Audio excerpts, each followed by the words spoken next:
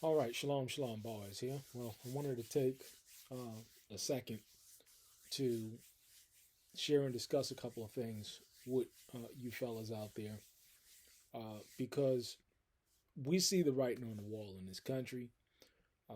It's becoming more and more evident, and what I'm noticing personally is that a lot of people across the board, especially in social media, are talking about the inflation and talking about the cost of living, and it's having an impact.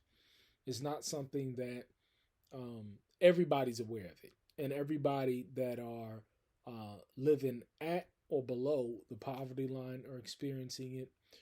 A lot of people that in the middle class are no longer in the middle class.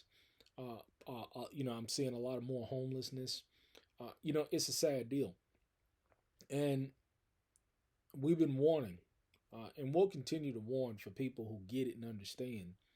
But I wanted to answer a question that I received uh, a while ago, and I think it was on my heart, and it's very important to understand and get this question answered.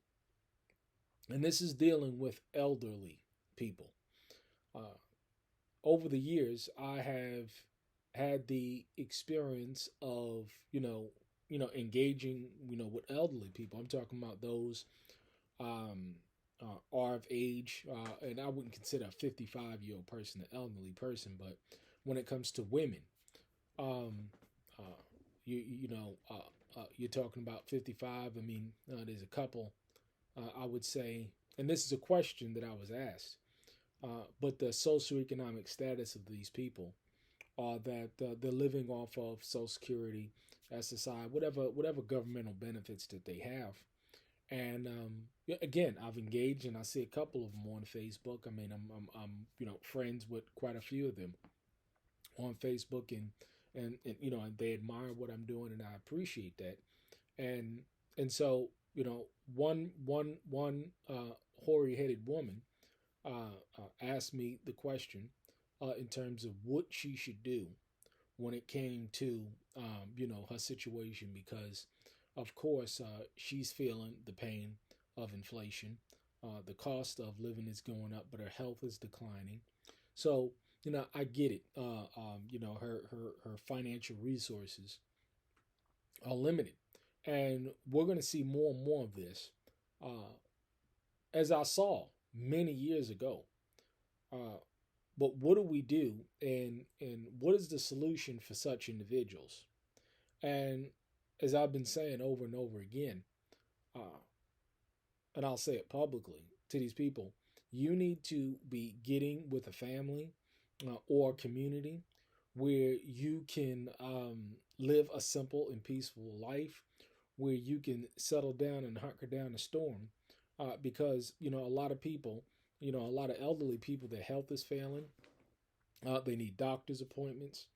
Um, they're limited in their resources. And just like single women, especially single women with children, you don't want to be out there alone when it comes to what's going on. So, what I would definitely suggest elderly people do is to find yourself a homestead or community, someplace that you can plug into, where you can get yourself a nice little tiny home built, a little cabin, a trailer, a camper trailer, whatever it is that you can afford.